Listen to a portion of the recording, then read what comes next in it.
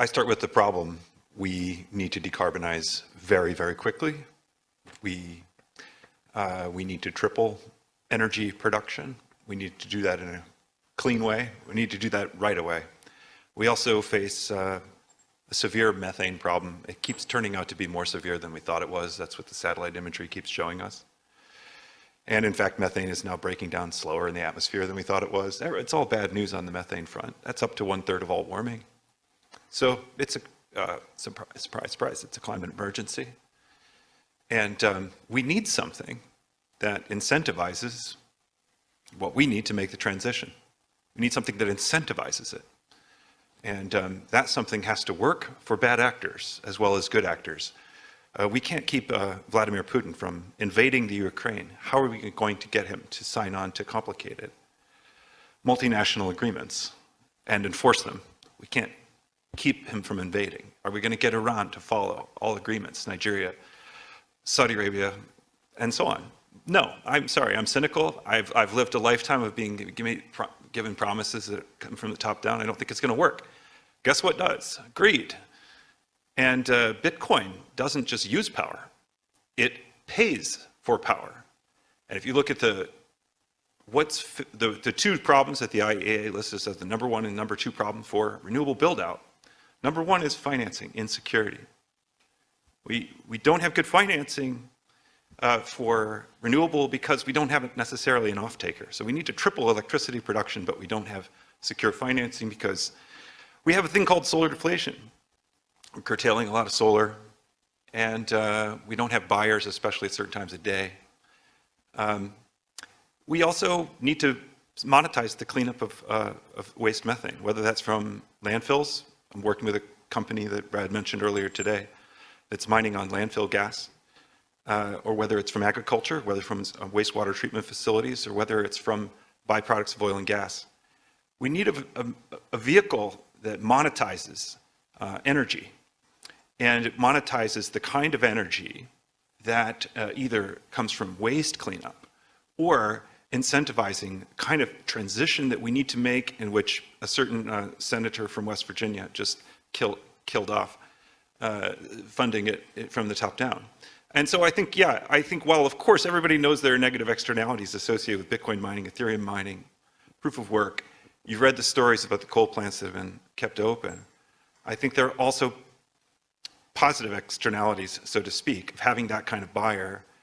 When I think about what sort of thing actually could get bad actors around the world to clean up their methane, and what sort of thing could solve the problem of solar deflation. And the other IEA problem for renewables is wait times for grid interconnection. You know, there's a queue of up to 10 years, and I think it's in Ireland right now, but it's got several years everywhere. If Bitcoin miners or Ethereum miners can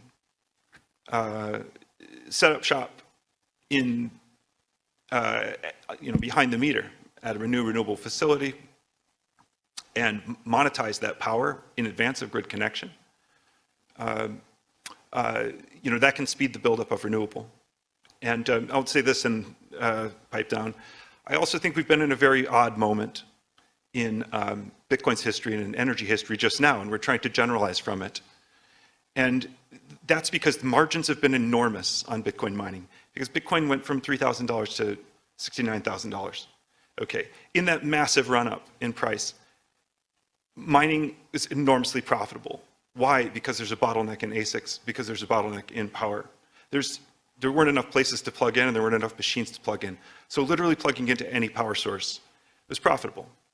But as ASICs come online, as infrastructure gets built out, hash rate keeps going up, difficulty keeps going up, margins push down thinner and thinner and thinner, especially when you have miners using things like waste energy, negatively priced electricity, waste methane. And when those margins go zero to negative, you're not going to make any money just plugging in on a coal plant, or for that matter, a natural gas plant, or using grid mix. And the reason we don't have this kind of non-rival consumption in mining is because those margins are still coming down, but it's finally starting to change. So I would just caution anyone from looking at this bizarre bubble in price with a constraint on the supply chains and making generalizations about mining's future. I think the future is non-rival consumption. It's extremely low margin business. It runs on waste energy that monetizes energy that we want monetizes, and it offers, for me, a glimmer of hope for making the transition faster.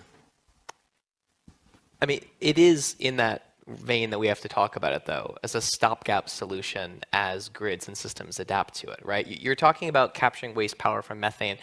All that's great. There's no doubt about it. But if you're building infrastructure in those systems, running fiber is extremely cheap, right? If you actually are talking about systems that have the ability to scale up and down depending on demand load or capture methane, they're short-term solutions, right? The end state of proof of work is still building a Dyson sphere around the sun to capture all of its energy to run Bitcoin miners. And yeah, everything taken to the extreme becomes slightly absurd, but like that is the ever-increasing race that you see with an energy-based currency, right? Bitcoin is, its security model comes from its consumption of energy.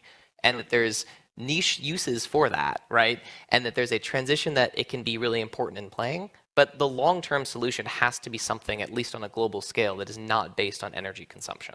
I really don't see how that follows. I mean, 2/3 of all energy is wasted, and we will. So let's waste more? No, look. It has to do with the nature of renewables themselves. You know, we have to balance grids. Supply and demand have to match constantly. You know how we get to zero? You know how we reach IEA goals by 2050 and how we reach net zero? We do it by massively overbuilding renewable, more than demand, because that's the only way for it to be stable enough. So we build in excess power production as, I mean, this isn't me making this up. This is standard grid wisdom. And so excess and waste, it's going to be built in, even nuclear, right? Nuclear likes to hum. Well, guess what? Consumers don't. So we're going to have massive fluctuation. And yeah, we're not going to soon eliminate 100% of waste in the electrical grid. In fact, we're going to have more and more and more waste as we approach 100% renewable. Of course, and as long as that waste production is coming from areas that are zero or functionally zero carbon sources, that waste is fine, right? This is the whole thing about, you know, for example, creating hydrogen is incredibly inefficient using electricity. It's terribly inefficient. That's not a problem if what you're talking about is using free energy to store it and then to run it through giant fuel cell systems that end up producing energy at the end result. The assumption that the only way to capture waste energy is through proof of work systems is just one that isn't supported. It's not the only way, but right now it's the best way. And in terms of hydrogen, it's not scalable in the same way. You mentioned scalability and portability. That applies to Bitcoin mining.